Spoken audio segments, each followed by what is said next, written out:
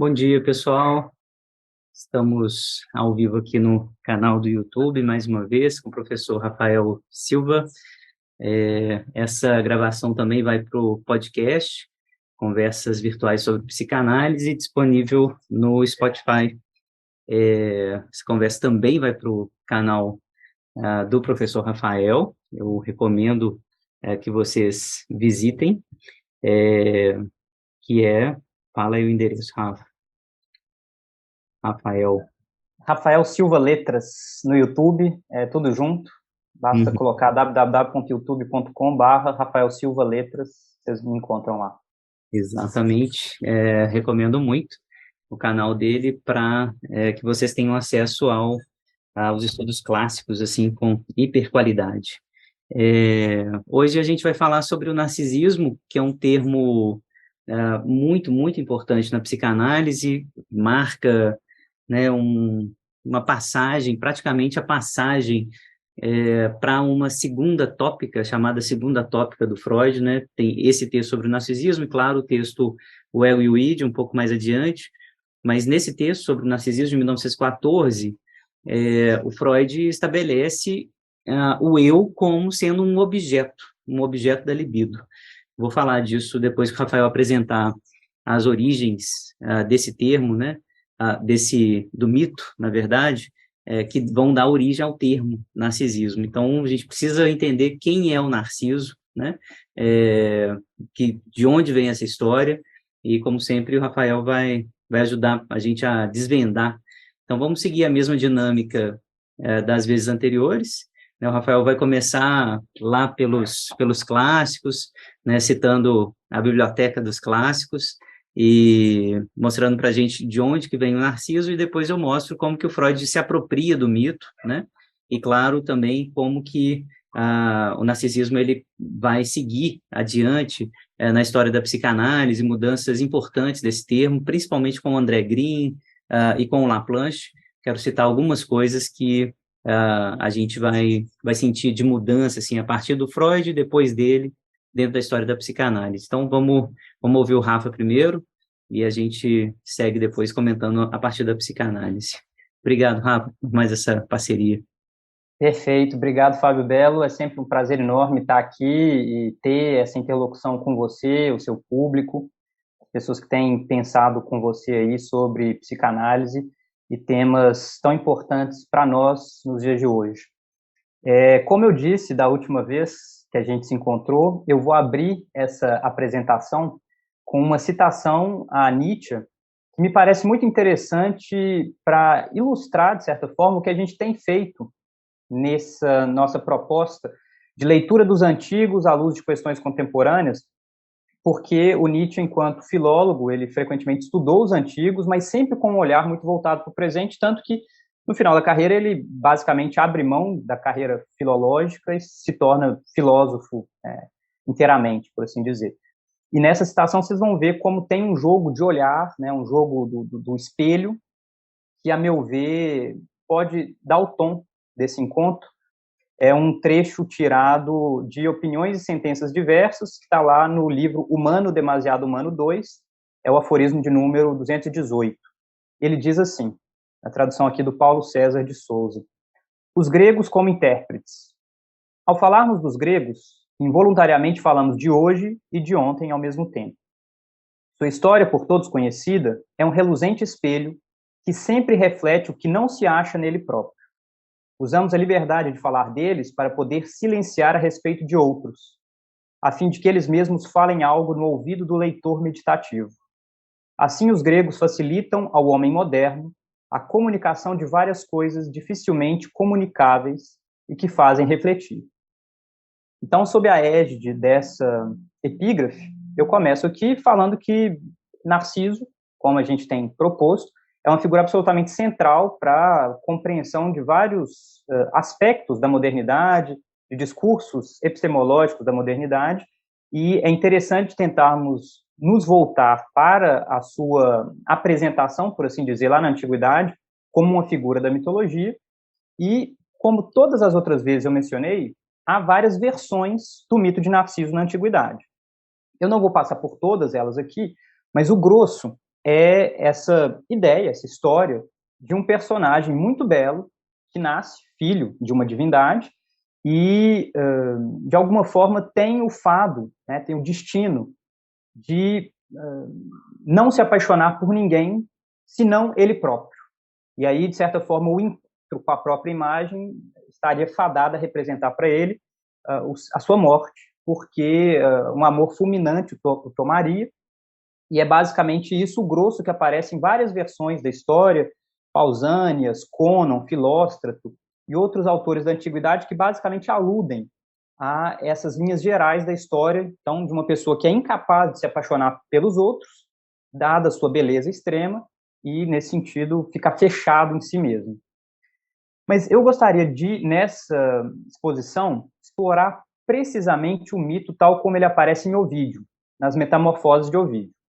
Eu tive a ocasião de reler essa obra recentemente, e é impressionante como, embora o mote principal sejam essas metamorfoses que acontecem de humanos transformados em animais, humanos transformados em estrelas, humanos transformados em pedras, sempre devido à ação dos deuses. Então, tem um jogo ali de hybris, né, do excesso que é punido, eventualmente dos desmandos de um deus que culminam ainda assim em males para o mortal que foi vítima deles anteriormente, como a gente viu no caso de Medusa, né? Aquela versão que eu mencionei para vocês no nosso último encontro de Medusa está nas Metamorfoses.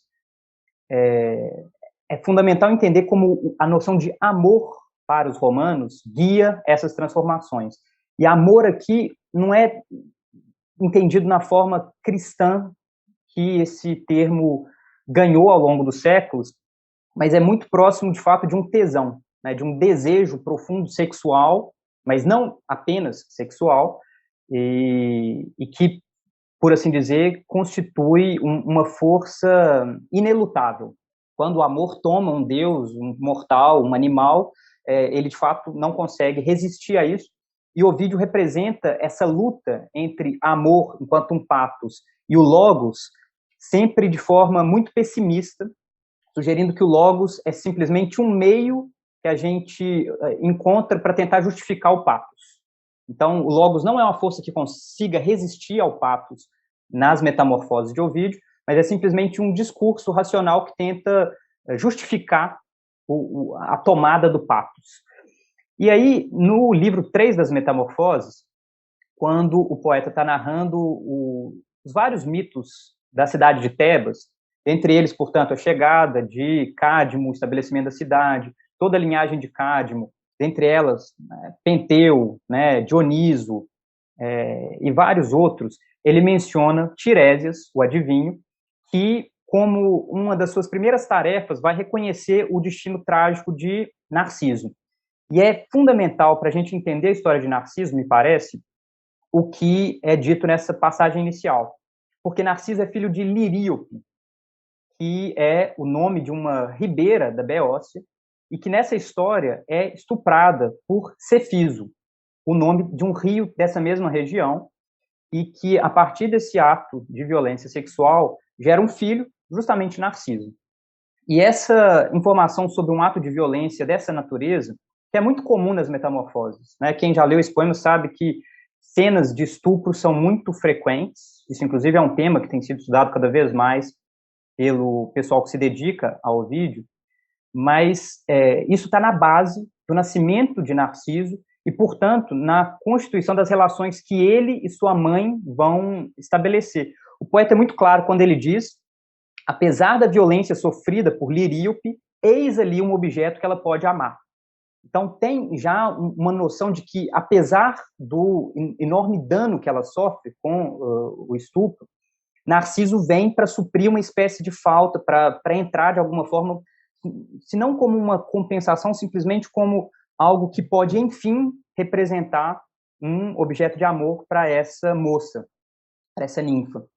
E aí, Liríope consulta Tiresias para saber se esse objeto de amor extremo que ela tem vai ter uma vida longa, para que ela possa se dedicar a ele continuamente, e o adivinho diz a ela que ele terá longos dias de uma velhice avançada se ele não se conhecer. E aí tem todo um eco de uma tradição délfica, do conhece-te a ti mesmo, do que Aristóteles fala sobre o herói trágico na Poética, que a cena de reconhecimento é fundamental para o enredo trágico, né? Então, o momento em que o herói se conhece, finalmente, tende a ser um momento de virada, ali, de peripécia no seu destino, e Ovídio está jogando com isso. Tá? Nessa sua versão, essa noção do se conhecer como um momento de virada é muito importante para ele. A narrativa, a partir daí, pula para quando Narciso já tem por volta de 16 anos. Ele se manteve intocado pela veemência de vários amantes, de várias amantes que declararam seu amor a ele até então. E é nesse momento que ele tem um encontro com uma ninfa chamada Eco. É muito importante esse nome porque essa vai ser uma etiologia, ou seja, uma explicação da causa do fenômeno acústico do eco. E segundo o poeta, Eco tem o destino que lhe é dado porque quando Juno tentava surpreender Júpiter em seus vários casos de amor extraconjugal, com ninfas, enfim, divindades diversas do campo, Eco tentava preservar suas colegas, prendendo Juno por meio de uma falação. Então, ela pegava Juno e começava a falar, e assim Juno se atrasava e não conseguia surpreender os atos de amor de Júpiter e suas amantes. E como punição, portanto, Juno faz com que Eco tenha o poder de fala reduzido e só consiga replicar as últimas palavras que seu interlocutor tenha pronunciado. Então, isso justifica a ideia de eco como aquilo que é a repetição das últimas palavras pronunciadas num determinado espaço onde o fenômeno consegue acontecer. E é muito interessante porque quando Eco vê Narciso, ela já sofre desse mal, então ela, de alguma forma, já é desprovida de parte da sua subjetividade, ela não consegue se expressar plenamente, e ela contempla Narciso em silêncio, de longe, e é tomada por um intenso amor. Vejam como essa passagem é representada aqui na tradução de Paulo Farbous Alberto, que é uma tradução portuguesa muito boa, lá no livro 3, a partir do verso 379. Vejam que o poeta nos conta. Num certo dia, separado do seu grupo de fiéis companheiros, Narciso gritara: "Quem está aqui?" "Está aqui", respondera Eco. E ele fica estupefato. Dirigindo o olhar para todos os lados, berra em altos brados: "Vem!" E ela chama quem a chama. Olhando para trás, e de novo ninguém vindo: "Por que foges de mim?" grita. E quantas palavras diz, tantas recebes de volta. Ele insiste, e enganado pela ilusão da voz que responde, diz: "Anda para cá, vamos!" E Eco, que jamais haveria de ecoar qualquer outro som com mais prazer, "Vamos!" retorquiu. Para apoiar em pessoa as próprias palavras, saiu do bosque e avançou com o fito de lançar os braços ao ansiado pescoço. Ele, porém, foge e, ao fugir, exclama: "Tira as tuas mãos de cima de mim, antes morrer do que entregar-me a ti." Nada consegue ela retorquir a não ser: "Entregar-me a ti." Repudiada, esconde-se nos bosques e, com vergonha, oculta o rosto na folhagem. E desde então vive em grutas solitárias. Todavia, o amor permanece e cresce com a dor da repulsa. Então vejam, nesse trecho a gente tem uma representação dos enganos do som. Porque Narciso, de alguma forma pressentindo a presença de alguém ali, começa a procurar essa pessoa por meio da voz, e o eco das suas próprias palavras faz com que ele imagine que exista alguém ali que, de certa forma, é ele próprio, porque as palavras que ele pronuncia são as palavras que ele escuta. Contudo, quando, saindo de seu esconderijo, Eco se revela e se mostra uma outra pessoa, ao contemplar essa figura, que não é da ordem da mesma beleza que ele, né, ama, já, de certa forma, em si mesmo, ele a repudia, e a ilusão do som é desvelada, e aí a gente tem, por assim dizer, esse desenlace em que Narciso repele Eco. Mas é interessante ver esse episódio ainda da perspectiva de Eco, porque ela própria se deixa enganar por essa dimensão do som, na medida em que, imaginando ser correspondida por essas palavras, ou melhor, ser capaz de corresponder a elas, ela imagina que na identidade entre o que Narciso fala e ela responde, porque são ipsis literis, as mesmas palavras, haveria ali uma correspondência em termos amorosos. Mas o que Ovídio mostra de forma magistral é que as mesmas palavras pronunciadas por pessoas diferentes, se a gente quiser, em contextos diferentes, não são as mesmas palavras. Elas são diferentes e, por isso, não há uma correspondência efetiva entre Eco e Narciso em nenhum momento dessa história. Na sequência da narrativa, Narciso continua desprezando amores alheios, até que, um belo dia, ele é, de alguma forma, diretamente amaldiçoado com essa ideia de ser destinado a se amar e não ter esse amor correspondido.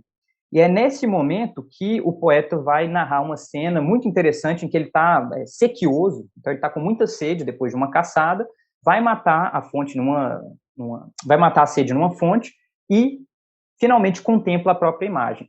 E é interessante a gente notar que essa aproximação entre o eco sonoro e o reflexo imagético é tornada muito possível na língua latina, porque a palavra imago pode ser usada tanto para se referir ao eco quanto para se referir ao reflexo. E isso, obviamente, é muito bem explorado aqui por Ovídio. E nessa nova cena, que eu não vou ler inteira com vocês, ela está lá entre os versos 413 a 435, eu vou ler apenas o início dela. Vejam como a gente tem a constituição de um cenário bucólico, mas que já traz elementos algo funestos dessa contemplação da própria imagem por parte de Narciso. Vejam lá, mais uma vez, na tradução do Farmhouse. Ali se estendeu o rapaz, exausto do ardor da caça e do calor, seduzido tanto pela beleza do local quanto pela nascente. Enquanto procura acalmar a sede, uma outra sede cresce, e enquanto bebe, arrebata-o a imagem da figura que vê. Ama uma esperança sem corpo, julga ser corpo o que é a água. E aqui eu pulo. Quantas vezes beijos vãos não deu àquela fonte enganadora? Quantas vezes não mergulhou os braços no meio das águas para abraçar o pescoço que vê e não se abraçou a si mesmo? O que está a ver não sabe, mas abrasa-se com aquilo que vê. E a mesma ilusão que engana os olhos enche-o de desejo. Crédulo, por que tentas agarrar em vão a fugidia imagem? O que desejas não existe. Sai daí e o que amas perderás. A forma que tu vês não passa de uma imagem refletida. Ela não tem substância. Contigo vem, contigo permanece. Contigo parte. Ó, se tu pudesses partir. Então vejam como aqui o engano sonoro da primeira cena é replicado num engano visual que Narciso comete ao contemplar a própria imagem e imaginar que no seu reflexo haveria uma outra pessoa, uma outra figura que é a quem ele dedica o seu desejo, e é nessa coincidência entre o eu que deseja e o outro desejado, que no final das contas é ele próprio, é que, de alguma forma, se manifesta a impossibilidade de saciedade do desejo de Narciso. Ele não consegue projetar sobre um outro capaz de responder por si próprio a esse desejo, e isso é representado pelo poeta como o destino trágico do seu amor, na medida em que não encontra um objeto alheio ao próprio sujeito. E, sem entrar em maiores detalhes, é a partir daí que, eventualmente, ele vai se reconhecer, ele vai reconhecer o próprio erro, e daí a dimensão trágica desse reconhecimento, quando ele se dá conta de que aquele que ele ama, que ele finalmente ama, que ele finalmente deseja, é ninguém menos que ele próprio, e nessa cena ele é representado de forma a literalmente morrer de amor, e Narciso morre efetivamente, suicida de certa forma, e assim se precipita o fim de Narciso. Enquanto ele exala os seus últimos estertores, ali morrendo, Eco, mesmo lembrada do sofrimento que ela teve junto de Narciso, retorna para acompanhá-lo e fazer eco às suas últimas palavras de adeus. E assim ocorre a manifestação literal da morte de Narciso, em decorrência do amor infértil, que devota a si próprio, com uma especificação irônica do narrador. Segundo o narrador, mesmo no reino dos mortos, o espírito de Narciso não deixa de se contemplar nas águas do rio Estígio. Ou seja, para além de qualquer lição trágica que pudessem ter depreendido de suas vivências extremas, Eco e Narciso continuam a desempenhar seus papéis até o fim. Cada um deles segue fiel ao compromisso maior de não se trair e acaba arruinado para a verdadeira experiência do amor, que jamais pode prescindir do jogo entre sujeito e objeto, ou seja, nesse jogo que se constitui nas relações de reconhecimento de si mesmo e do outro. E na versão de Ovídio, portanto, desse mito, Eco é aquela que não consegue se reconhecer enquanto um sujeito pleno de desejo, que projeta apenas seu desejo no outro, e Narciso é esse que não é capaz de reconhecer o outro enquanto objeto de desejo, que permanece fechado em si mesmo. É por isso que essa versão do mito de Narciso em Ovídio precisa levar em conta as duas figuras, porque elas são, de certa forma, complementares. Aqui eu fecho, então, essa exposição sobre o mito de Narciso na Antiguidade, concentrado em Ovídio, e vou passar muito rapidamente sobre as apropriações modernas desse mito. Poderia fazer referência aqui às artes plásticas, que tem em Caravaggio uma representação muito importante, inclusive em termos de desenvolvimento da perspectiva. O problema da representação do reflexo é algo que atravessa as várias representações de Narciso. Isso aparece mais próximo de nós numa figura de Lucien Freud, que tenta representar o reflexo de forma frontal. Isso aparece no Dalí, que tem também o nascimento de Narciso, né, as metamorfoses de Narciso, algo assim, que representa muito bem essa figura de Narciso, não apenas a figura humana, seu reflexo, mas o próprio nascimento da flor, Narciso, que coroa, de certa forma, esse mito das metamorfoses, lá na Antiguidade. E me parece, essa é uma hipótese que eu não vi exatamente defendida em lugar nenhum, é só um pressentimento que eu tenho, inclusive quero ouvir depois o Fábio Belo sobre isso. Me parece que o mito de Narciso, ele ganha muita força a partir de uma certa crise do sujeito. E por isso eu quero dizer o quê? Que a modernidade, sobretudo ali a partir do cogito de Descartes, da radicalização que se encontra no projeto filosófico de Kant, tem no sujeito moderno a condição de possibilidade de conhecimento do mundo, de experiência e, portanto, de conhecimento do cor.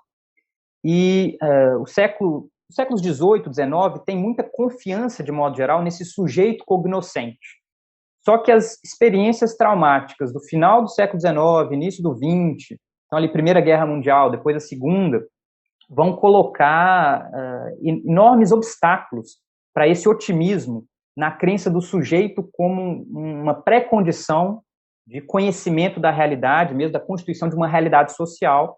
E me parece que resgatar a figura de Narciso, esse sujeito ensimesmado e cujo destino é trágico nessa medida mesma, me parece ser uma forma de tematizar essa híbris do sujeito moderno que se fecha, que se abre apenas na medida em que projetos de exploração, projetos de colonização, projetos de domínio do outro estão ali à sua disposição, mas nunca com uma abertura efetiva para esse outro.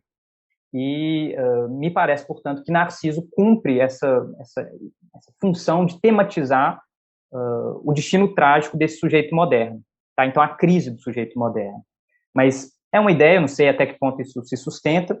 Aqui eu termino a minha exposição agradecendo pela atenção de vocês, pela presença, e passo a palavra para o professor Fábio Belo, agradecendo mais uma vez por essa conversa. Valeu, obrigado, Rafael.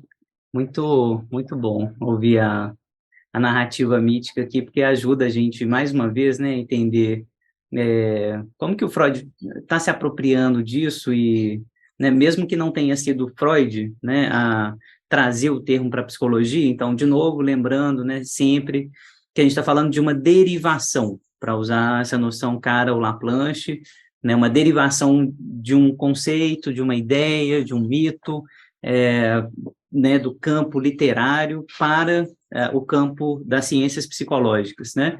Então, essa derivação acontece metonimicamente, metaforicamente, né? Tem uma transposição de um campo ao outro que exige, né, essas transformações. A hipótese final do Rafa, eu vou comentar, né, se o aparecimento dessa noção, né, que tem a ver, que aparece no final do 19, né, quem começa a utilizar esses termos são dois autores citados pelo Freud, né, Paul Necker, em 1899, e o Havelock Ellis, também mais ou menos na mesma época, né, 1890, 1895.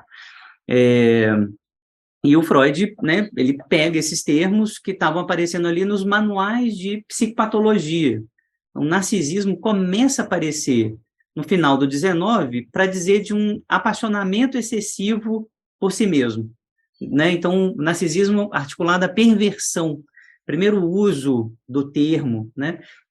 Não freudiano, mas que o Freud captura, e captura para dizer que não é uma perversão exatamente, né? Pode ter esse destino, né, do sujeito apaixonado por si mesmo, né?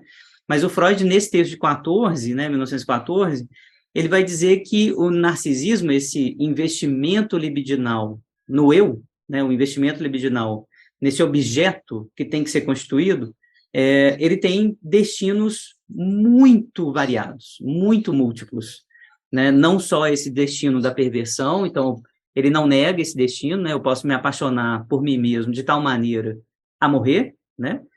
E esse elemento da morte tem que ser recuperado, porque de imediato, assim, quando a gente fala de narcisismo, a gente pensa no narcisismo de vida, já pensando aqui com o André Green, né, e a distinção fundamental que ele vai trazer entre narcisismo de vida e narcisismo de morte, né? Quando a gente fala de narcisismo, é narcisismo de vida que vem. O sujeito é muito narcisista, né? Senso comum, quer dizer, ele investe muito em si mesmo, ele acredita muito em si mesmo, ele é muito egoísta. Então, narcisismo como um quase sinônimo de egoísmo, né? Mas, como o Rafael lembrou, esse mito, ele tem que ser articulado à morte. A gente tem que lembrar o tempo inteiro, né, na clínica, né, na metapsicologia, que narcisismo tem muito a ver com a morte, né, necessariamente. Ele não consegue se desligar completamente do mortífero, né? E a novidade que o Rafael trouxe, eu acho que isso, né, o Freud não menciona em nenhum lugar, é que o narcisismo tem um ponto de cegueira, né, que o Tiresias coloca lá, que você não pode conhecer a si mesmo, né? E que é o ponto exatamente contrário ao ponto da análise, né? Se a gente pega, né, na minha hipótese particular aqui, com Foucault, né, a história da psicoterapia começa nessa luta, né, dos gregos em torno desse mandamento, né? Conhece-te a ti mesmo, né? Então, a história da psicoterapia começa aí, né?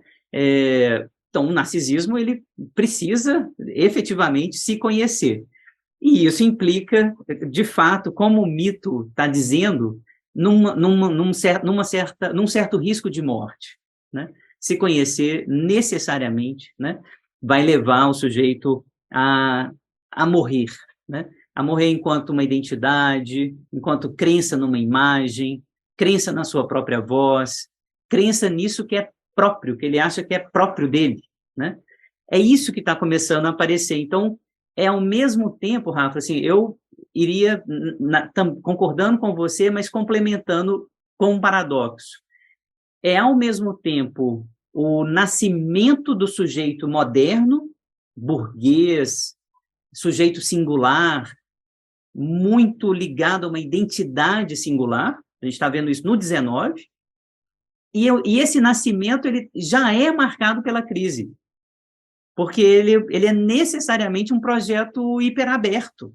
Ele começa sem as referências, né, basilares, assim, de uma identidade sólida e garantida, né, desaparecem também. O projeto burguês é paradoxal, né? Ele, ao mesmo tempo, nos dá todas as garantias de que a gente pode ser o que quiser, né? Um projeto aberto, de singularidade, de você não depende do seu sangue, da sua origem, da sua religião, você pode ser o que quiser.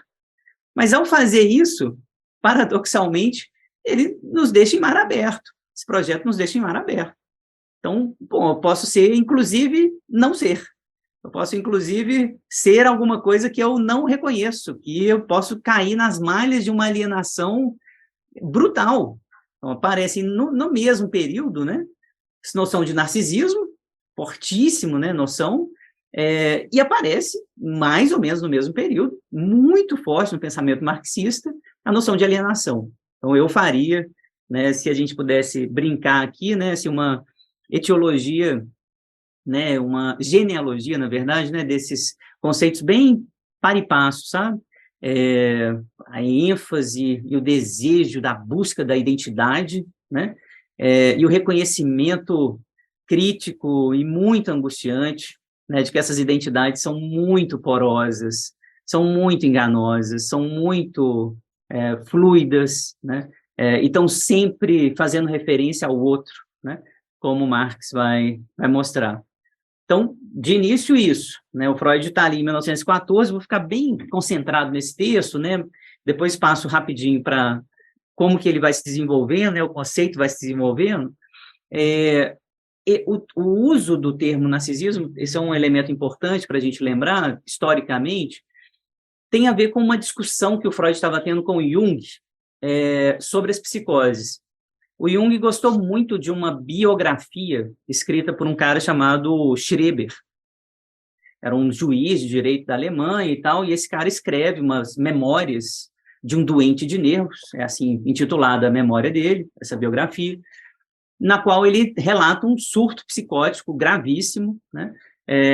E os surtos, na verdade, do adoecimento dele. O Jung gostou muito desse livro, entrega para o Freud e falou assim, olha, precisamos falar sobre a psicose, né? Freud nunca tinha, né, falado muito sobre as psicoses, aliás, nunca foi uma clínica cara ao Freud, né? O Freud nunca arriscou atender psicótico, né? Só vai acontecer muito mais tarde, né, com os kleinianos, lacanianos e tal. Mas o Freud não hesitou em falar um pouco, né, sobre uma metapsicologia da psicose. A conversa estava num pé que era o seguinte, o que é a psicose, né? O Freud precisava dar uma resposta para o Jung, e o Jung começou a criticar a teoria sexual do Freud. A ideia era, para o Jung, a libido, na verdade, não é sexual. A libido é uma força psíquica que pode fazer com que o sujeito seja tão introvertido, ou seja, esse investimento cai sobre si mesmo, de tal maneira que ele perde contato com a realidade, né? Então, é uma força de vida, é uma força psíquica vital, né? A crítica do Freud vai ser sempre na direção de não é uma força vital, é uma força sexual. A pulsão é sexual. A pulsão veio do outro. A pulsão, ela tem uma eroticidade que não é tão fluida como o Jung está querendo pensar, né? E é por isso que ele vai escrever o narcisismo, para dizer, o investimento que o eu pode fornecer para si mesmo é sexual e vai ter os destinos sexuais que a gente encontra. Quais são esses destinos? Então, patologias do eu, né? Destinos das transformações do eu. A hipocondria, ele cita em primeiro lugar, então esse afeto esquisito de que a gente pode estar doente, tem uma dor, tem alguma coisa no nosso corpo que a gente não sabe localizar exatamente, então essa loucura do corpo, né? As psicoses, a perda de contato com a realidade externa e um hiperinvestimento em si mesmo, né? Mas ele termina dizendo o amor e as vicissitudes da paixão, né? Inclusive o apaixonamento por si mesmo, nos reflexos que isso pode ter no outro. Então, ele vai falar da escolha objetal narcísica, né? Eu escolho um objeto de amor porque eu me identifico com o objeto. Eu quero ser o objeto. O objeto é algo que eu fui, que eu sou, ou que eu gostaria de ser, né? Então, é isso que me faz apaixonar pelo objeto. Essa escolha narcísica é uma escolha pelo espelho também. Isso é um dos destinos do narcisismo. Então, Freud vai mostrando que o narcisismo é muito sexual. Ele não é pouco sexual, ele não é uma força vital, como o Jung estava querendo apontar, e que essa fuga da realidade nas psicoses, na verdade, né, é explicado também pela mesma lógica, né, que o Freud quer estabelecer. No texto, ainda vale a pena ler uma passagem que é a seguinte: um egoísmo forte constitui uma proteção contra o adoecer. Então, primeira frase, né, um egoísmo forte, ou seja, eu tenho que investir no meu eu tenho que investir nas minhas fronteiras, isso é importante contra o adoecimento psíquico. Mas, no último recurso, devemos começar a amar a fim de não adoecer. E estamos destinados a cair doentes se, em consequência da frustração, formos incapazes de amar. Então, essa frase eu acho maravilhosa, né, do Freud, assim, de que a gente precisa de narcisismo para se proteger, amar a si mesmo, o egoísmo, né, saber das suas fronteiras, mas se a gente, em decorrência da frustração, for incapaz de amar o outro, a alteridade mesmo, a gente está destinado também a ficar doente. O Freud está tentando fazer no texto o tempo inteiro essa balança entre libido objetal e libido narcísica, né? O que é investimento em mim mesmo, o que é investimento no outro? Como que essas coisas, elas parecem, à primeira vista, um tipo de sistema de caixa d'água, né? Que quanto mais eu invisto no outro, menos eu invisto em mim. Quanto mais eu invisto em mim, menos eu invisto no outro. Então, a princípio, parece isso, esse sistema hidráulico. Mas o Freud vai mostrando no texto que, no apaixonamento bem-sucedido, por exemplo, eu invisto muito no outro, mas se o outro ele retribui a paixão, eu vou lá em cima. Então, não é esse sistema hidráulico tão, né? Mas no apaixonamento mal-sucedido, no luto, né? Na dor da perda do amor, é isso, né? Na dor física, e o Freud vai usar a dor física como modelo para pensar na dor da paixão, inclusive, ele vai citar um poeta, né? A alma do poeta absolutamente imersa no orifício do molar. Então, você está com uma dor de dente ali, você não consegue investir a libido em lugar nenhum mais. Sua libido externa, né, objetal, desaparece, porque ela vai toda para a dor de dente. A mesma coisa vai acontecer com a dor psíquica causada pelo apaixonamento. Então, Freud ele fica brincando com isso, assim, olha, às vezes dá essa impressão mesmo, libido objetal cresce, eu estou apaixonado, minha libido narcísica vai lá embaixo. Não invisto mais nada em mim, eu fico só pensando no outro. Mas e no amor bem-sucedido? Né? Quando eu sou amado e reconhecido por quem eu amo, né? E na libido narcísica, na escolha objetal narcísica, quando eu escolho um objeto que é a minha cara, que é o que eu sou, ou o que eu gostaria de ser, né? Ou um pedaço do que eu sou, né? O que eu gostaria de ter sido, aquilo que eu fui, né? E se eu me apaixono por mim mesmo, via objeto, por meio do objeto? Também a gente vai ter que falar dessa hidráulica, né? Problematizar essa hidráulica.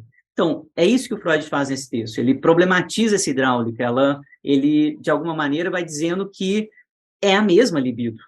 A libido ela vai só se diferenciando, né, em libido narcísica e libido objetal.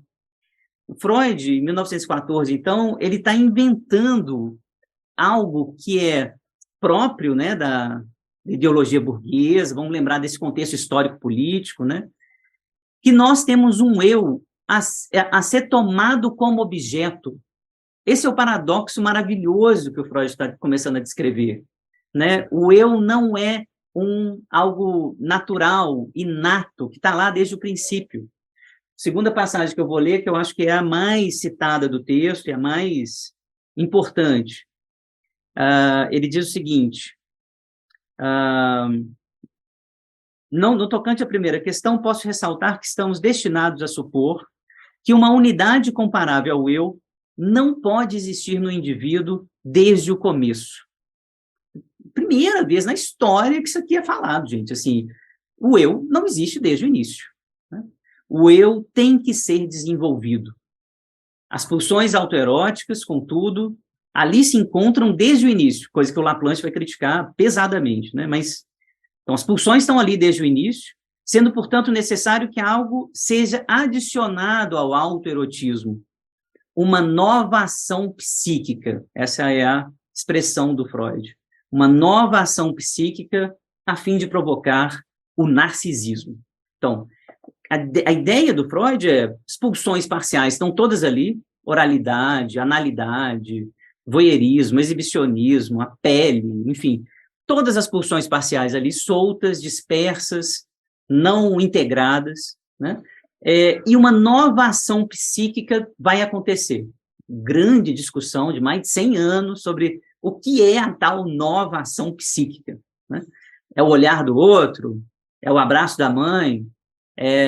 Né, a linguagem? O que é isso que vai dar o contorno para a criança, para que essa dispersão pulsional se organize num todo integrado, numa integração homogênea, estável, que a gente vai chamar de eu, né? Então, a gente vai discutir isso, o que é a nova ação psíquica, mas o que o Freud está tentando mostrar o eu não existe desde o início, ele tem que ser inventado, ele tem que ser criado. E ele vai problematizar isso no final do texto, aí termino para a gente fazer uma troca de bola, dizendo, não tem só um eu. Esse processo de formação do eu, ele é múltiplo. Ele forma um eu ideal do início, um bebezinho que está muito ali preso àquilo que a gente pode chamar de autoerotismo. Então, um eu ideal, assim, que é praticamente perfeito. Então, pensar num narcisismo primário, né? O Freud começa a derivar os conceitos a partir daí, né? É como se o eu ideal fosse uma primeira imagem absolutamente integrada, absolutamente independente do outro, essa imagem própria do mito mesmo, né, de recuperação do mito, que é Narciso completamente apaixonado por si mesmo, fixado na sua imagem, impossível de se desprender, né, da sua imagem, e ir em direção ao outro. O eu ideal, ideal do eu, né, o eu enquanto objeto, são essas derivações que começam a aparecer, né? E aí, para terminar, lembrar o Caetano Veloso, né, Narciso não acha feio aquilo que não é espelho, né? Contra Caetano, infelizmente, né? Eu tenho que ser contra Caetano, até para lembrar do mito, para trazer a clínica psicanalítica, né? Essa reflexão sobre o ideal do eu, o eu ideal, o narcisismo como objeto, vai mostrar na clínica que, como o mito mostrou desde o início, que tem algo de mortífero e radicalmente mortífero no narcisismo, né? Existe uma possibilidade muito alta da gente se odiar, da gente odiar a nossa própria imagem, da gente querer destruir a nossa imagem, da gente investir os afetos, né? Como o eu é um objeto, ele está sujeito às mesmas vicissitudes pulsionais de qualquer objeto. Então, o eu pode ser amado, pode ser odiado, pode ser invejado, pode ser destruído. O eu vai ser um objeto como outro qualquer. E na melancolia, nas depressões, né, a gente vai ver um ódio constante dirigido ao eu. Então, a gente perde, de uma vez por todas, uma garantia de saber, assim, o que é o eu mesmo? Qual que é efetivamente, uma garantia, assim, do que é o eu? Qual parte de mim que é minha mesmo, que brotou, né? Então, queria terminar dizendo isso, assim, não há nenhuma garantia, de fato, né, de que o narcisismo seja um amor, né, garantido por si mesmo, né? É preciso ouvir os gregos, retomar os gregos, né, e lembrar, tem alguma coisa nesse amor, nesse apaixonamento por si mesmo, que é mortífero, que leva à morte, né? Não só pela questão da impossibilidade de se relacionar com o outro, né? O horror a se relacionar com o outro, mas no narcisismo mesmo, nesse amor próprio, né? Tem alguma coisa de mortífero que a gente precisa voltar, né?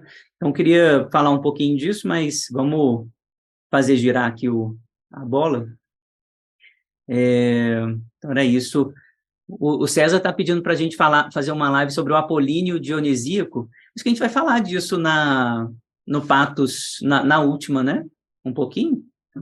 Sim, deve entrar um pouquinho sobre isso, sim.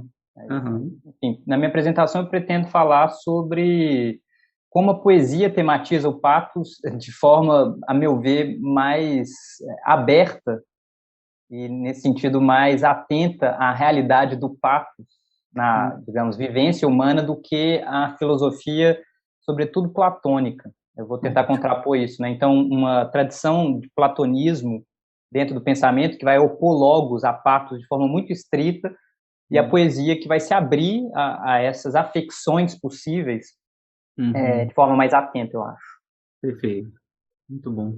E Dionísio é pathos, né? Se a gente para pensar Isso. assim, Dionísio é essa afecção que vem de fora, toma, levando a um êxtase, que é uma saída de si, e, portanto, a execução daquilo tudo que está de alguma forma em nós, mas que nunca consegue se manifestar enquanto nós estamos em nós mesmos. Exato. Só para retomar isso, Rafael, eu queria te ouvir também, quem vai retomar esses termos, assim, enquanto quase conceitos, né, um tipo de organização, por assim dizer, da vida, é o Nietzsche, né?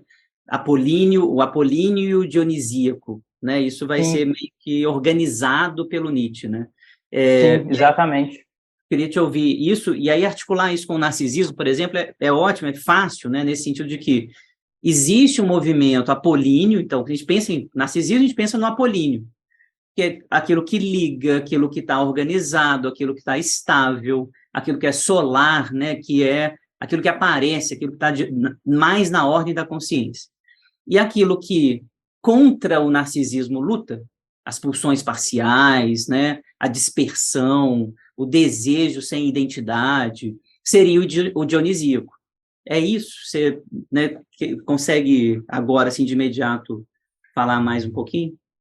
Consigo. A questão do dionisíaco e do apolíneo, ela aparece na tradição filológica alemã desde por volta de 1825, mais ou menos, quando a gente tem alguns estudos de alguns estudiosos importantes, mas dentre eles o Otto, tem um outro depois chamado Velka, que vão tentar explorar a dimensão religiosa do apolíneo e do dionisíaco, porque o culto a Apolo, embora a princípio a gente valorize muito essa dimensão solar, ela era complementada pelo culto a Dioniso, mesmo nos mesmos templos. Então, por exemplo, em Delfos, que é o mais famoso templo dedicado a Apolo, durante os 3 meses de inverno, o culto deixava de ser em honra a Apolo e passava para Dioniso, inclusive com toda uma mudança dos cantos, dos ritos que eram realizados ali, e esses estudiosos estão tentando entender o porquê disso.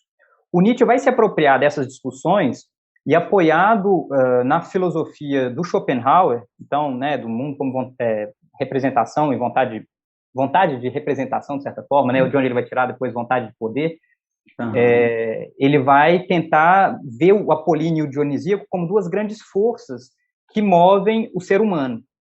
E aí, lá no Nascimento da Tragédia, a sua hipótese é que o apolíneo, isso que é mais da ordem da imagem, do que há de plástico, do espacial, portanto, é uma tendência da ordem, então do racional. Mas a essa tendência se faz acompanhar e, ao mesmo tempo, resistir sempre uma outra, que é da ordem do dionisíaco, que é da noite, do som, do tempo, portanto, e que, nesse sentido, resiste ao apolíneo, mas o complementa, engendrando, na sua leitura histórica, a tragédia como manifestação poética, musical dos gregos antigos. Perfeito. Você vê E que aí isso é muito apropriado depois, né?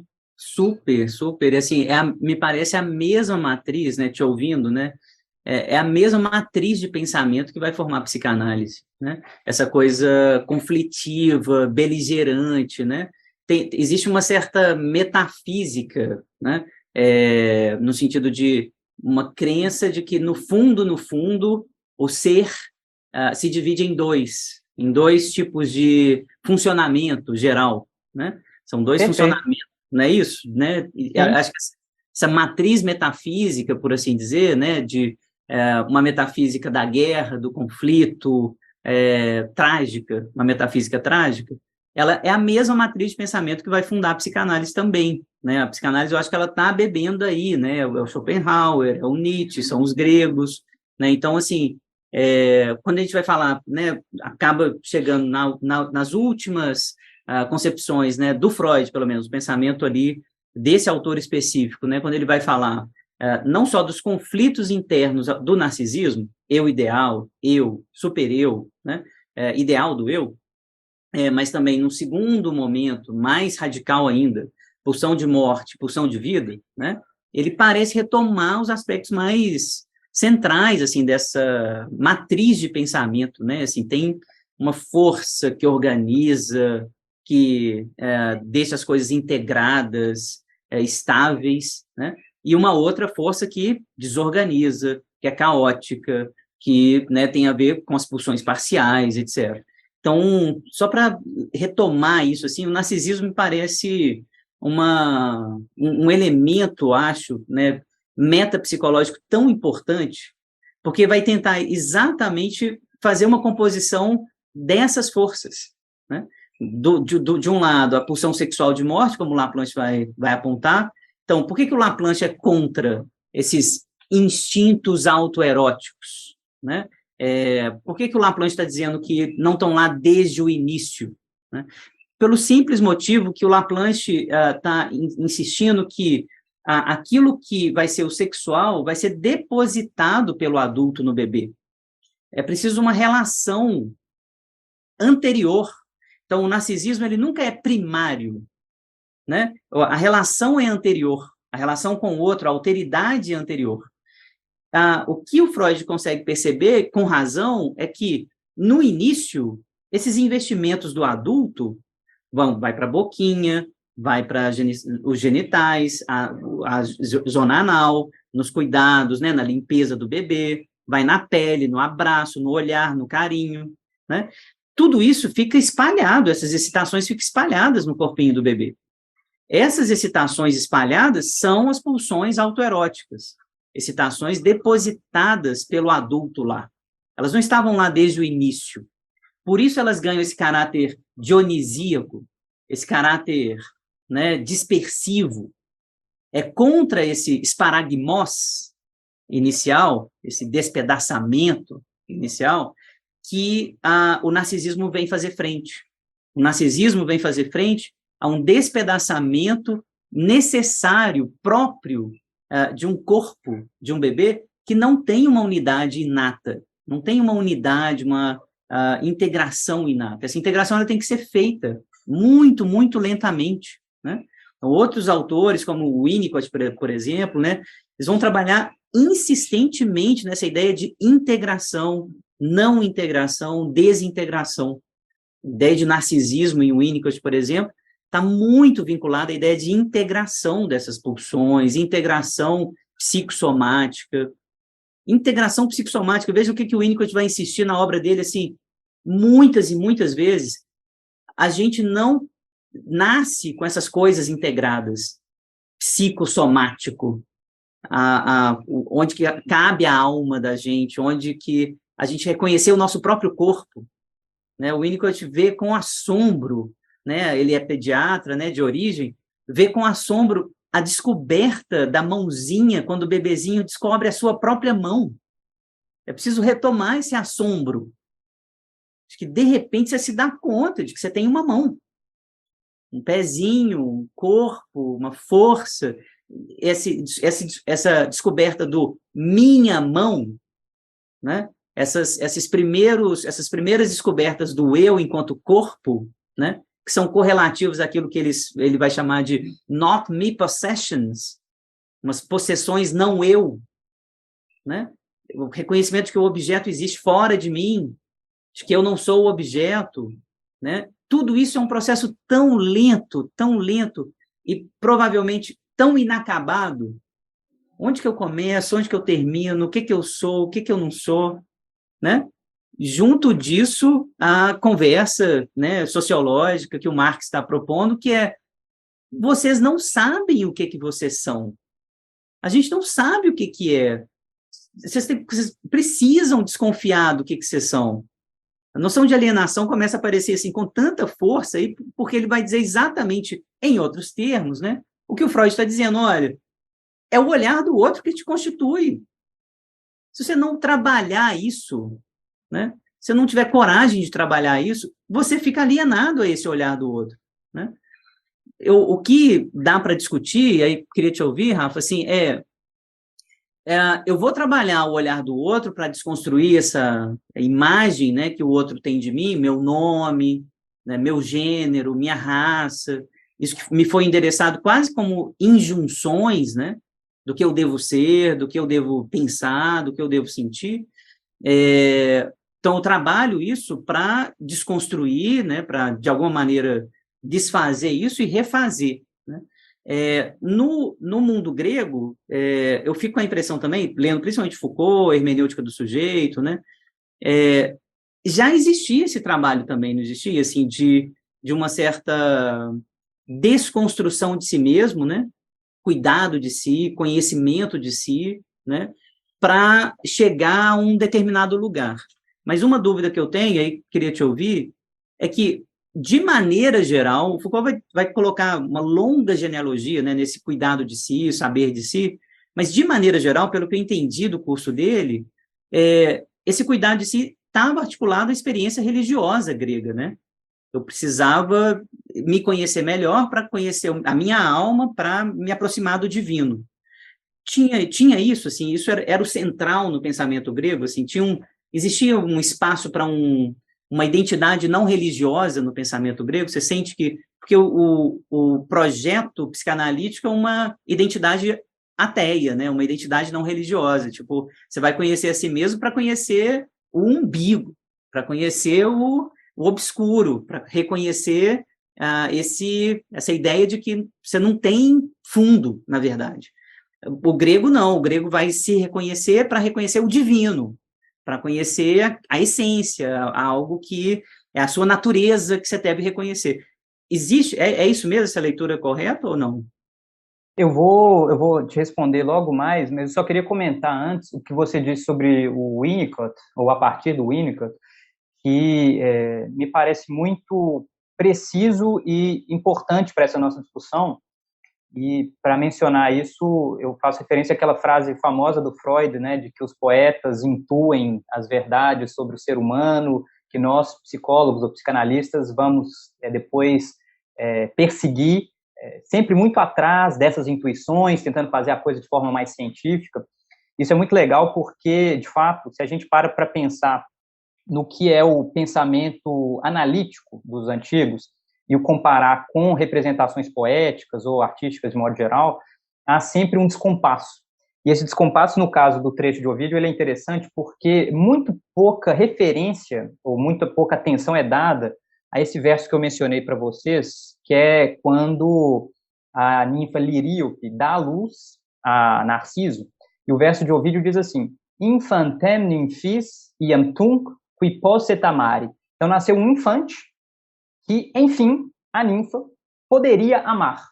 Esse poderia, enfim, amar, ele é muito emblemático, porque ele faz referência à violência que ela sofreu e me parece, de alguma forma, prenunciar isso que o Winnicott vai dizer, que é um recém-nascido, ele não se constitui a si próprio, né? Ele tem, obviamente, um aparato psíquico que nascido, por assim dizer, mas a sua constituição efetiva se dá nas relações com o outro. E, no caso de Narciso, esse outro é uma mulher que foi violentada e que deposita uma carga enorme de desejo sobre esse filho que nasce e que ela pode, enfim, amar. As palavras são muito emblemáticas ali.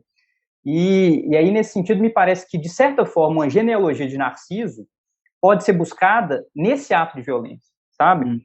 Como se houvesse ali uma superdeterminação da relação mãe-filho a partir da violência anteriormente sofrida.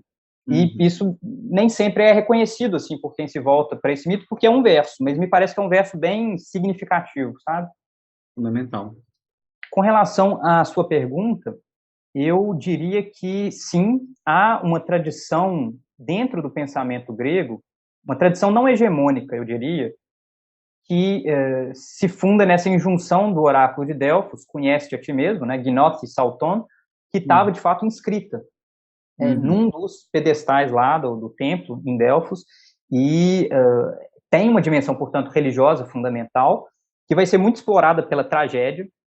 Se a gente lembra das lições de Aristóteles, frequentemente a tragédia se desenvolve a partir de uma ignorância do protagonista, ele não sabe quem ele é, quais são as suas relações de parentesco ou amizade e de inimizade, e por conta disso comete uma série de ações que depois vão ser vistas como tabus horrendos. Édipo sendo o caso paradigmático.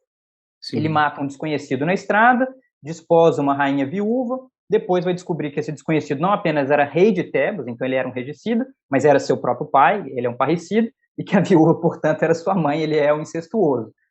E aí está feita a tragédia. Por oposição a essa ideia, portanto, tem esse mandamento do conhece-te a ti mesmo para evitar, por um lado, cometer ações excessivas com relação ao Deus ou às divindades, então evitar incorrer em híbris. Me parece que o que está no caso, em jogo no caso do templo de Apolo em Delfos é sobretudo isso. Conheça-te enquanto ser humano, conheça-te os teus limites enquanto alguém que não é divino, mas alguém que também não é animal. Então, saiba respeitar esses limites, mas isso vai ser evidentemente explorado pela tragédia e depois muito mais por Platão, que tem um jogo importante a partir da figura de Sócrates. Sócrates teria sido reconhecido pelo oráculo de Delfos como o mais sábio dos homens, e ele diz, como eu sou sábio, se eu nada sei. E aí, essa espécie de dúvida fundamental de Sócrates, né, uma espécie de não conheço absolutamente nada, e isso faz de mim alguém sábio, que vai ser, então, pesquisa levada a cabo por ele depois, entrevistando várias pessoas pretensamente sábias e mostrando que o conhecimento delas não significava nada, porque ele era inseguro, ele era muitas vezes errôneo, vai fundar, então, uma tradição filosófica importante que tem nessa figura de Sócrates o seu ponto de partida, mas que vai dar derivas muito discrepantes, assim. Se o platonismo é o principal, né, digamos, representante da tradição socrática, a gente tem os cínicos, a gente tem depois os céticos, a gente vai ter toda a tradição de filosofia helenística, os estoicos, que, de alguma forma, remontam a Sócrates como essa figura do conheça-te a ti mesmo. E aí eu acho que o Foucault tem toda a razão de dizer que essa busca do sujeito entre os gregos já existe.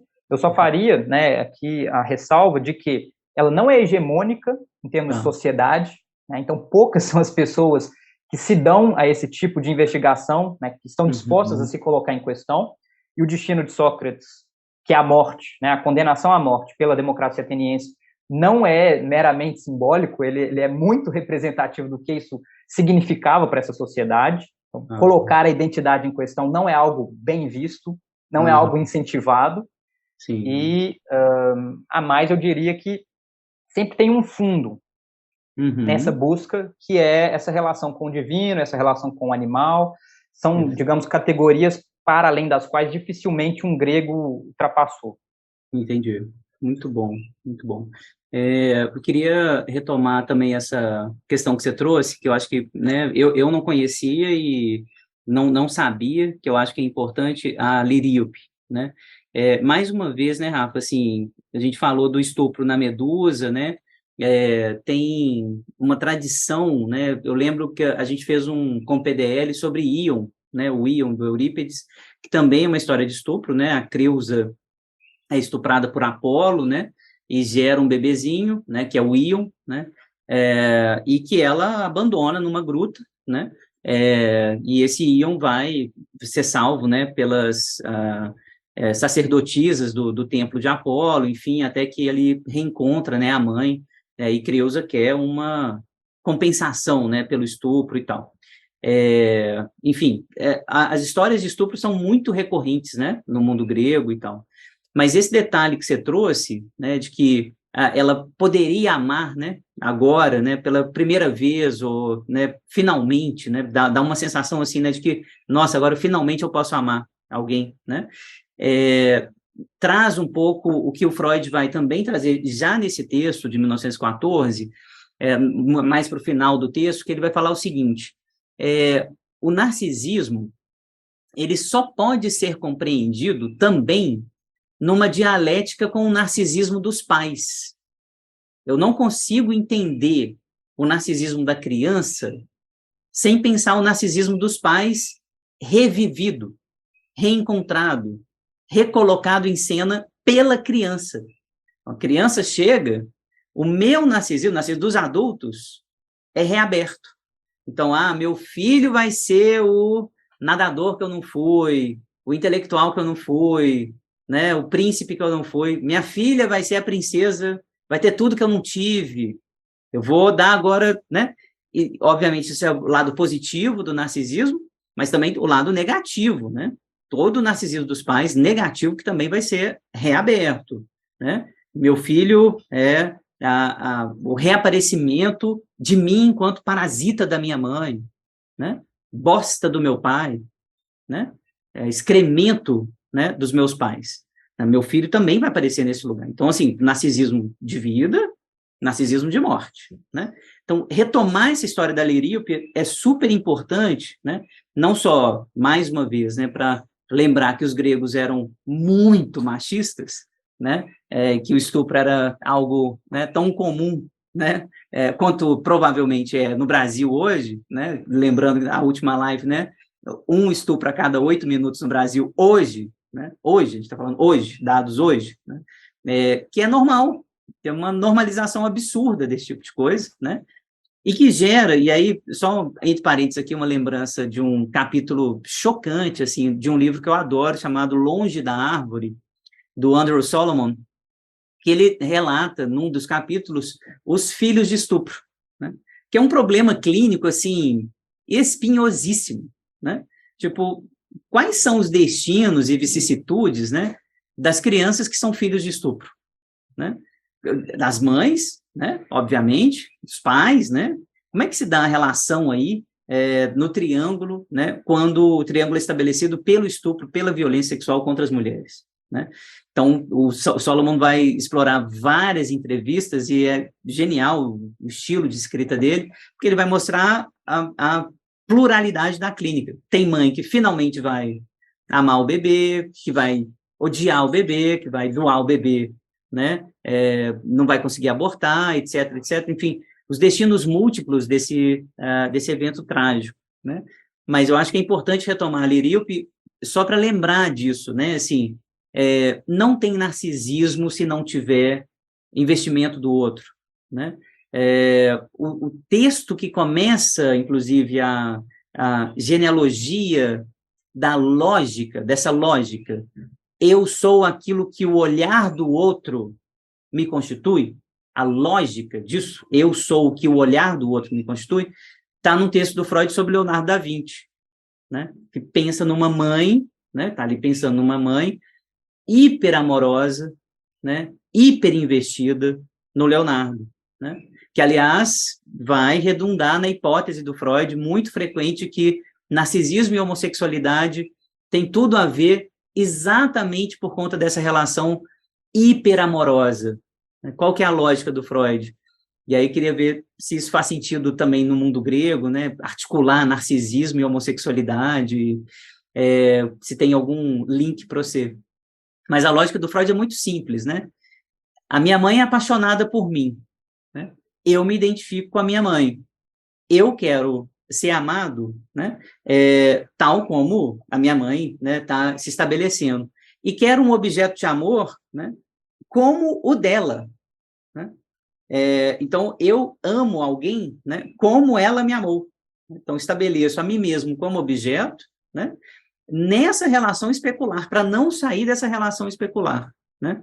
Então, quando o Freud fala da libido homossexual, né, oriunda do narcisismo, né, ele também está trazendo um pouco da presença do objeto, né, já para falar do narcisismo. Então, é interessante esse tipo de paradoxo no Freud, porque, insisto, narcisismo geralmente vai fazer a gente pensar em egoísmo, ausência do outro, né, um apagamento do outro. Mas o tempo todo, se a gente lê com Laplanche principalmente, né, o Freud, o narcisismo está sempre lembrando dessa origem autoritária, né, do investimento que constitui o investimento do sujeito sobre si mesmo. Esse investimento tem uma origem no outro, é o olhar do outro, né? Eu lembro sempre, né, nas aulas de psicanálise dessa cena clássica que a gente vive, né, com os nossos filhos, né, de que o menino vai lá dar uma cambalhota na piscina, e aí ele fala, pai, olha aqui a minha cambalhota, olha mais uma vez, olha outra vez. É impossível constituir o prazer da cambalhota, o prazer de qualquer identidade, se não tem esse olhar. Então, é isso que a psicanálise lembra o tempo inteiro. Assim, o narcisismo parece mesmo um apagamento do outro, mas vamos para a clínica e vamos pensar se essa cena, pai, olha aqui, olha o que eu sei fazer, olha o que eu aprendi, olha o meu livro, olha o que eu escrevi, olha o meu desenho, né? Se isso não está na base do narcisismo, o amor do outro. Né? Por isso essa frase do Freud que eu li, né, assim, a dinâmica entre amar o outro e amar a si mesmo, né? A dinâmica tem a ver também com essa possibilidade de saúde psíquica, né? Isso que o Freud está apontando. Enfim, mas estava, né, querendo retomar, assim, o que te faz retomar a partir disso? Gostei muito do comentário, Fábio. Tem muitas coisas a dizer. Eu queria aproveitar, agora que eu estou lembrando de cara, para dizer algo que não me ocorre ter falado as outras vezes, mas pegando carona no que você disse sobre essa cultura do estupro na antiguidade e que permanece, de certa forma, até os dias de hoje, obviamente com injunções diferentes, na sociedade brasileira, que é o problema das fontes antigas. Isso eu deveria ter dito lá atrás, para o nosso público, ter isso muito claro, que uma das dificuldades de lidar com a representação, ou as representações sociais na antiguidade, é o fato de que a maior parte das fontes que nos chegam sejam de autoria masculina, de autoria aristocrática, de autoria cidadã, no sentido de pessoas que escrevem vivendo dentro da própria polis. Então a gente raramente vai ter muitos relatos do que significa ser estrangeiro, não é muito tematizado. Portanto, também não é tematizado o que significa ser mulher, o que significa ser escravo, o que significa, enfim, tantas outras coisas. As fontes são muito enviesadas, e isso dificulta o trabalho de reconstituir esses sujeitos antigos. Grande parte do trabalho dos estudos clássicos nas últimas décadas tem sido ler esse material a contrapelo, para fazer referência aqui à expressão do Benjamin, né?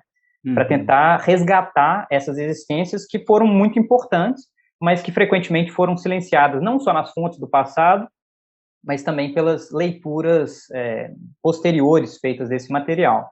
Então, esse é um primeiro dado.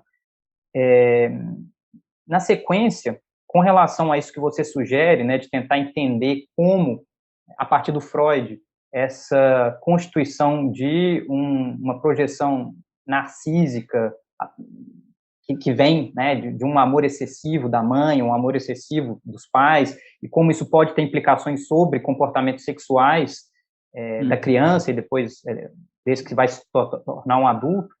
Eu acho que para pensar como isso se dá entre os gregos, fazendo, portanto, uma espécie de psicanálise, não sei, histórico-especulativa, porque a gente não tem os sujeitos, né, para analisar propriamente, me parece que a gente tem que levar em conta uma série de diferenças que, por exemplo, dizem respeito ao sentido do amor entre os gregos antigos.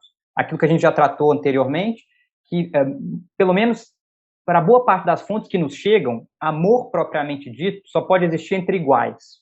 Esse é um dado de partida que aparece em vários textos, mas um dos mais importantes deles são os banquetes, né, de Xenofonte, o banquete de Platão, e aí a ideia de que a homoafetividade é o verdadeiro amor possível, porque não haveria amor entre um cidadão homem e uma mulher, na medida em que essa mulher não tem participação política reconhecida, essa mulher não tem participação na guerra, portanto, ela não experimenta as mesmas vivências que esse homem, que, da perspectiva de uma sociedade falocêntrica, é quem conta. Então, o que alimenta a relação entre homem e mulher, frequentemente, é uma relação muito desigual, em que o elemento amor não é explicitamente trazido, pelo menos segundo as fontes. E aí, portanto, a gente tem essa homoafetividade como um modelo de amor possível. A gente tratou já, digamos, os parâmetros dessa relação, não é qualquer tipo de relação entre homem e homem, tem uma série de prescrições, de idade, de práticas, etc., mas aí me parece que isso teria que ser levado em conta para a gente pensar o que é, digamos, quais são os impactos do amor de uma mãe para sua criança, do amor de um pai para essa criança, sobretudo quando ela começa a conviver com ele.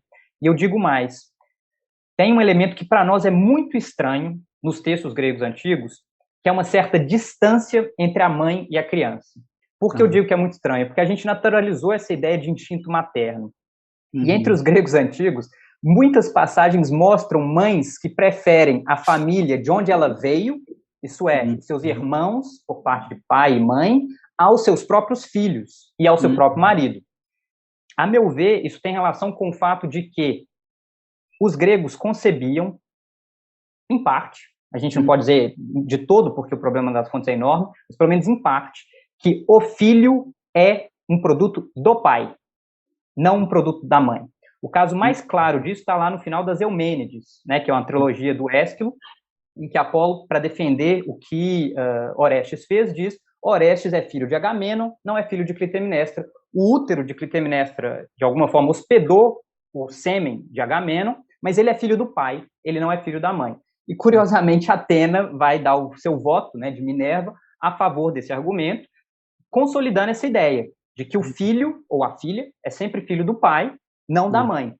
E isso ajuda a entender, por exemplo, porque a Antígona resolve, às expensas da própria vida, enterrar o irmão a manter a vida, se casar com o filho de Creonte, Hémon, e ter um filho ela própria. Porque ela reconhece mais a sua relação de proximidade com o clã paterno do que com o novo clã que ela passa a integrar. Isso ajuda a explicar muitos outros mitos e colocava um nó enorme para os comentadores do século XIX que não conseguiam se desvincular da ideia de instinto materno. Mas me parece que para os gregos a relação de amor mãe-filho ou mãe-filha é muito diferente da nossa. Perfeito, perfeito. É muito bom retomar isso até para ajudar a desconstruir isso que a psicanálise tenta desconstruir há tanto tempo, né? Instinto materno, né? As cenas, tanto no direito romano, né? Período helenístico, né? Quanto essas cenas gregas, né? Que você relata, a cena clássica, né? Que o Paul Veyne vai retomar, que é o filho depositado né, ali, se ele é levantado pelo pai, direito romano, né, se ele é erguido pelo pai, ele é aceito, tá vivo, né, se ele não é tocado pelo pai, levantado pelo pai, ele segue no monturo de lixo para onde ele vai, né, então, e a mãe obedece, não tinha, nossa, vou chorar, não, é o pai que decide se o menino vai viver ou não, né, é Laio que vai, né, dizer, não, joga esse menino lá na floresta, né? E a Jocasta obedece, tipo, é isso mesmo, né? Tem isso não, né? Então, é muito bom retomar isso, assim, lembrar que não tem instinto materno, né? Que não tem instinto paterno também, que isso é uma construção, né? A nossa relação com os bebês é uma construção que vai passar por várias contingências históricas, emocionais, políticas, né? Assim, a gente não tem uma garantia, né, de que o amor, né, entre pais e filhos, né, adultos e crianças, vai acontecer necessariamente, né? A psicanálise está tentando desmontar isso desde o início, né? Lembrar de um texto, né, muito, muito importante do Ferenc, chamado A Criança Mal Acolhida e Sua Pulsão de Morte, né? Ou a adaptação da família à criança. 2 textos do Ferenc que eu acho que tem que ser lidos bem juntinhos, né? Adaptação da família à criança, olha o título dele, né? Adaptação da família, né? É a família que tem que se adaptar mesmo, é ela que vai ter que colocar em jogo as suas regras de hospitalidade, né? Porque é isso que a criança gera, reabertura do narcisismo dos pais, né? É para isso que a psicanálise está apontando, né? A criança pode ser não bem-vinda, né? Mal acolhida. É isso que o Ferenc está dizendo, com todas as letras no título do artigo dele, a criança mal acolhida e sua pulsão de morte. Deixar a criança lá para morrer, né? Isso determina o destino da criança também. Então, os gregos, né, lembrar disso, né, de como os gregos se relacionavam com os filhos, né, pela linha patrilinear, né?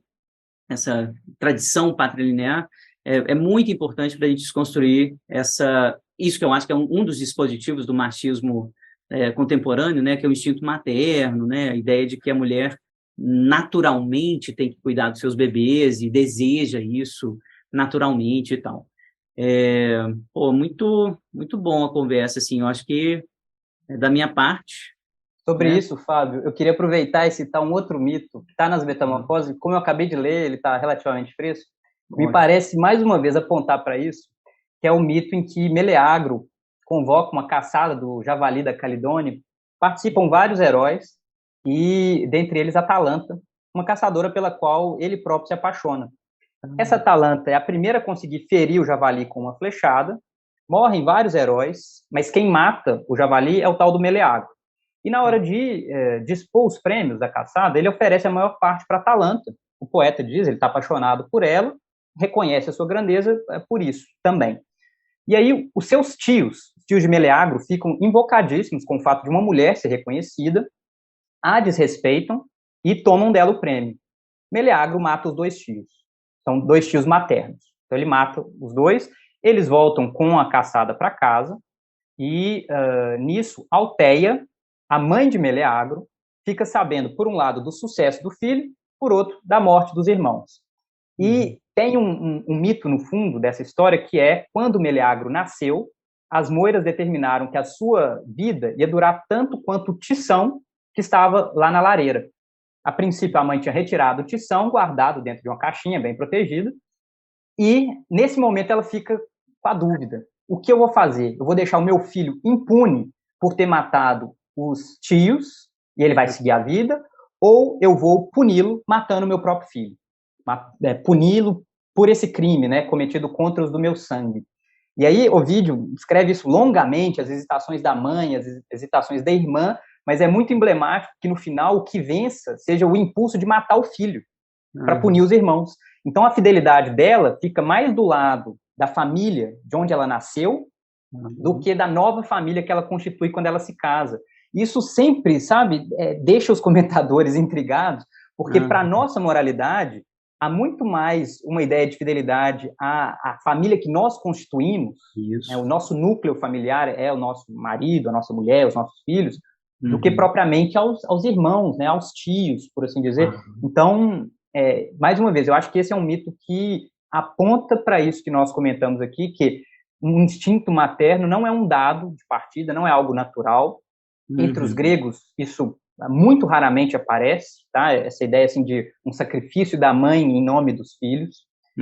As explicações históricas, inclusive, apontam para o fato de que os bebês, a maior parte dos bebês morriam muito cedo.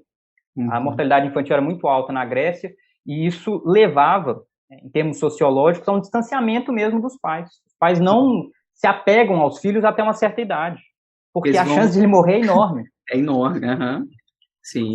Então, isso ajuda a colocar aí, de uma perspectiva histórica, essa construção que passa, obviamente, por injunções religiosas, né? O culto mariano da Virgem Maria, século X, XI depois de Cristo, políticas, né? Essa ideia de ter filhos para o Estado, para servir o Estado, enfim, e tantas outras.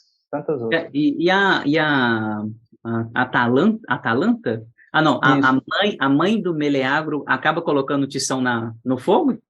Coloca o tição no fogo. Coloca o tição no fogo. Alteia coloca o tição no fogo e o filho morre. O filho morre ali diretamente. Entendi.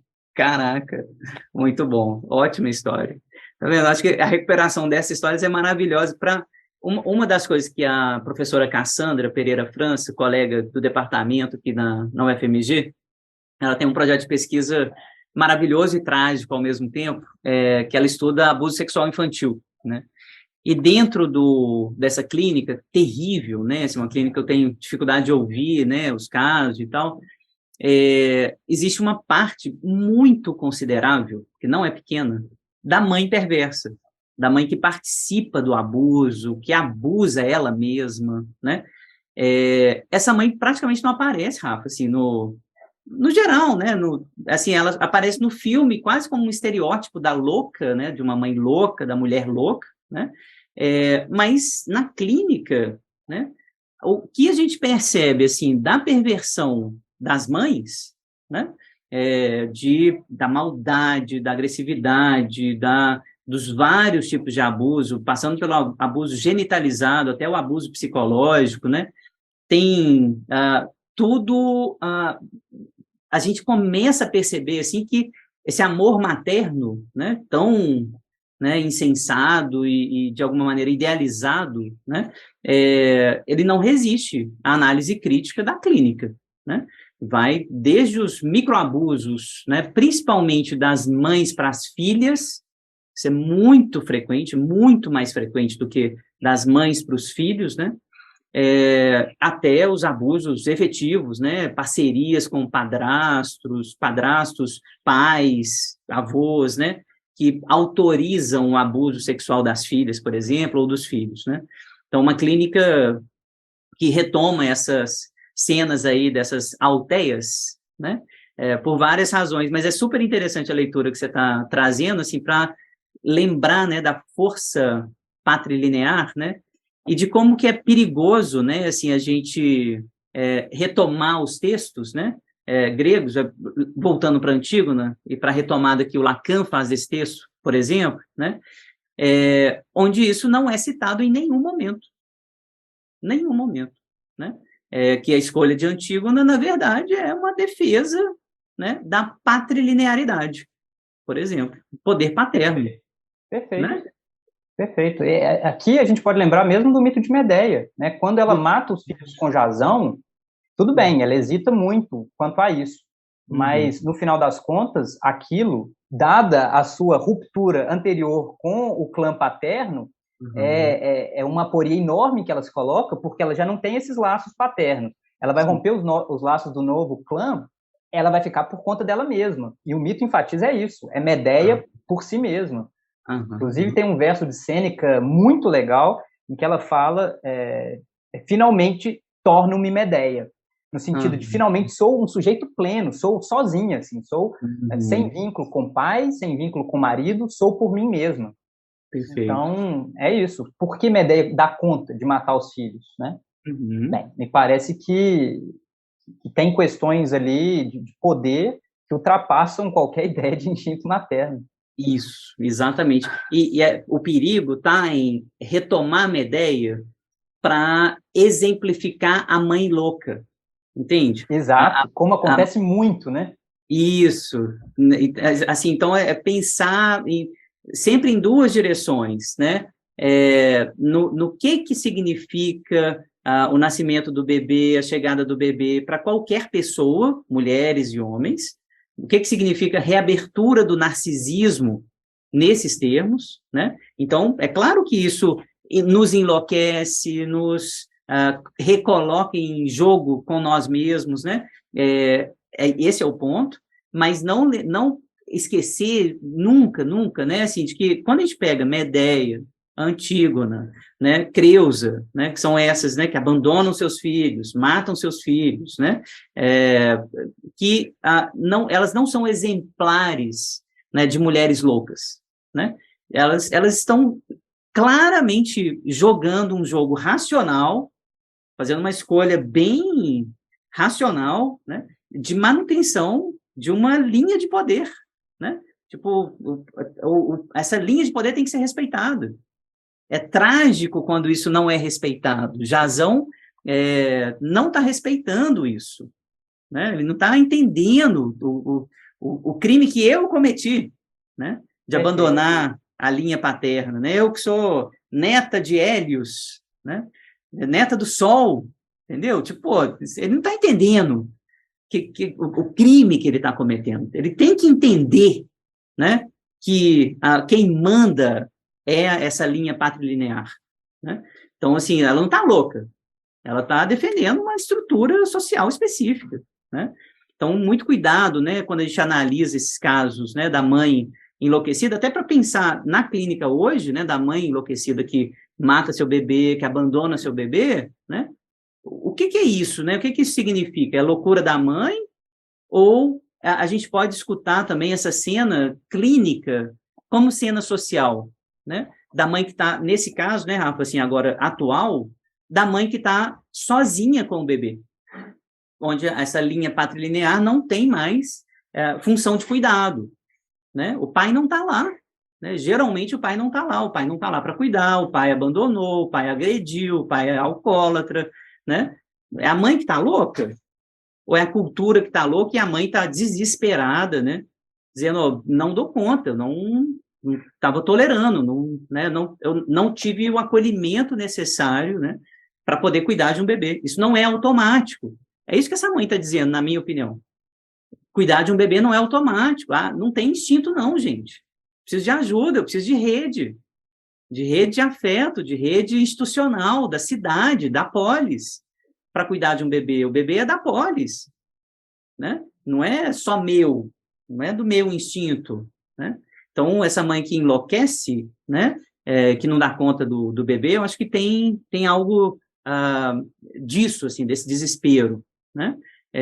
O narcisismo que vai vir, né, desse depósito, né, de narcisismo, que é o natural, que a gente espera como natural, o meu bebê, né? Eu quero tudo para você, eu vou fazer tudo por você, esse enxerto de narcisismo, né, que a gente espera fazer como sendo o caminho natural, a gente precisa de apoio para que isso aconteça. Isso não é Sem automático, dúvida, né? sem Isso dúvida. não é sozinho.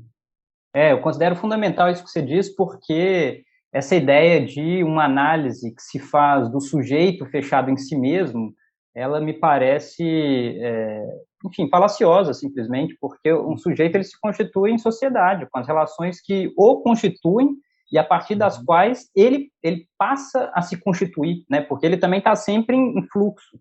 Perfeito. E aí, apagar essas condições de existência social, que incluem gênero, raça, classe, outros fatores, né, que aí podem ser da ordem da biografia pessoal, é um erro enorme.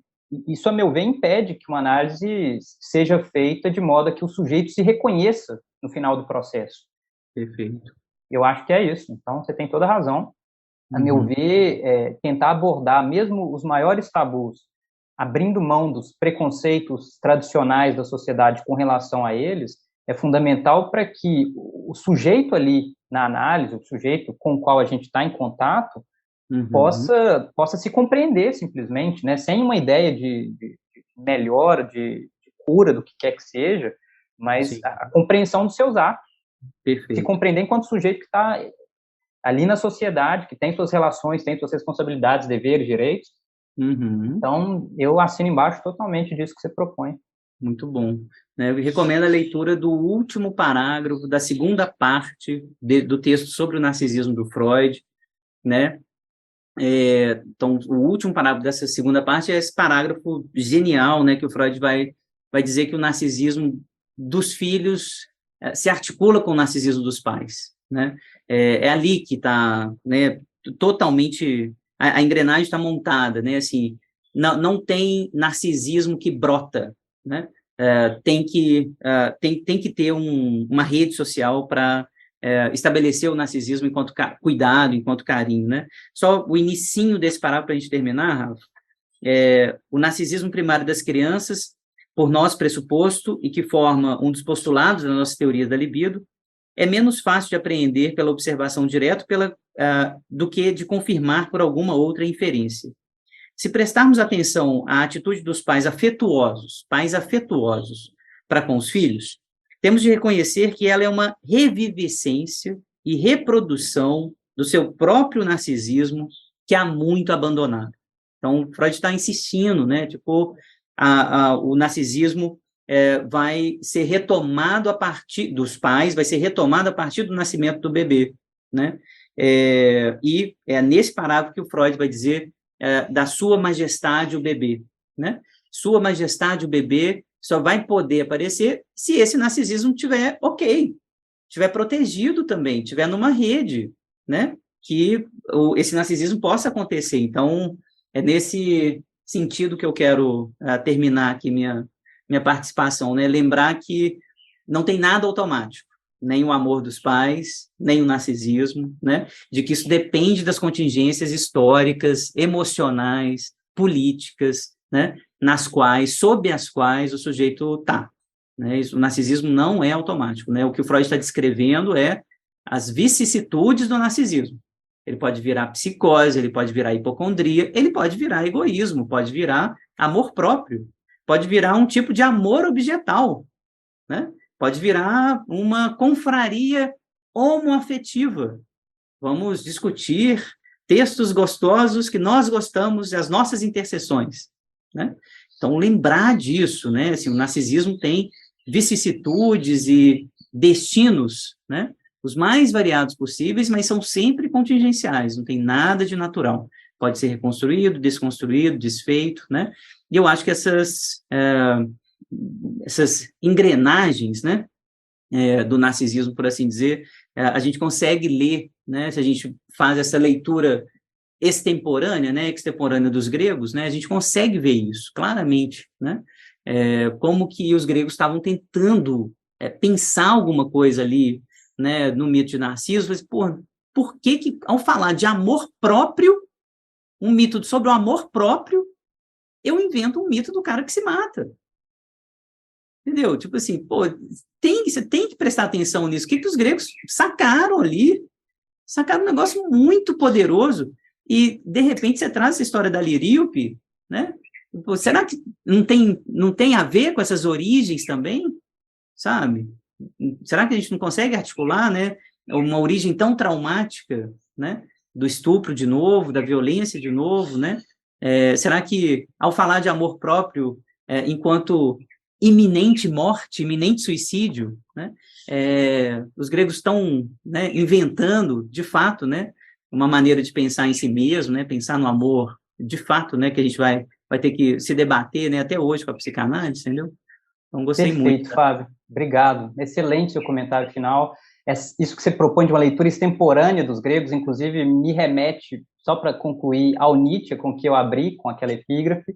Ele tem as considerações extemporâneas ou intempestivas, na qual, na segunda delas, ele vai propor que, justamente, existem formas de lidar com o passado diferentes, a depender dos engajamentos do presente, e aquele aforismo que eu li para nós no início, ele remete exatamente a isso. Os gregos têm algo de próprio deles, ou seja, eles são um espelho enquanto uma matéria, um material espelho, mas eles, ao mesmo tempo, refletem muito do que somos nós, que nos colocamos diante deles. Nisso, nós podemos tratar do passado, em termos historicistas, mas nós devemos também tratar de nós mesmos numa chave crítica, enquanto aquilo que se reflete ali. E eu acho que esse nosso trabalho de leitura dos antigos à luz das apropriações psicanalíticas faz justamente isso. Tem um trabalho de retorno a esse espelho enquanto material, mas tem um trabalho de análise dessa imagem que se projeta no espelho e que nos permite nos compreender de forma mais profunda. Então, obrigado pela interlocução, eu acho que é muito produtivo. E a gente deixa aqui o convite ao próximo encontro, né, que vai ser no sábado da semana que vem.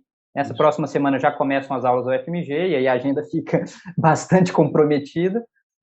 Então, no sábado da semana que vem, que é dia 9? Dia 11 dia de 11, março. 11 de março, às 8 horas, Patos e Logos, último encontro aqui dessa série de 4 encontros, série, né, da qual a gente espera vai surgir um livrinho, né, psicanálise, pensamento clássico, né, para a gente discutir, né, o que eu acho que é o tema mais geral, assim, vamos retomar um pouco do que a gente discutiu nesses 3 encontros, né, as relações entre patos e logos, né, de como que isso é importante para a psicanálise também. A gente tem uma das dicotomias, né, que está no pensamento psicanalítico, na matriz do pensamento psicanalítico também, a razão e a pulsão, né, como que essas coisas se articulam. E o Rafa vai falar para a gente, né, de como que isso aparece já no pensamento grego, desde as suas origens, né, conflito, relação, tensão entre patos e logos, dia 11 de março, às 8 horas. Sempre lembrando, a conversa fica disponível no nosso canal, nos nossos canais, né, aqui no Fábio Belo 76 e no Rafael Silva Letras, e também no podcast Conversas Virtuais sobre Psicanálise. Essa conversa é pública, gratuita, tem muito a ver com os nossos projetos de extensão nas universidades públicas, nas quais a gente leciona e frequenta. Então, divulguem, né, participem, deixem suas questões aqui para quem não pôde ver de forma síncrona, e a gente se vê no dia 11. Até lá. Obrigado, Rafa, mais uma vez. Um abraço, valeu, Fábio. Tchau, tchau, pessoal.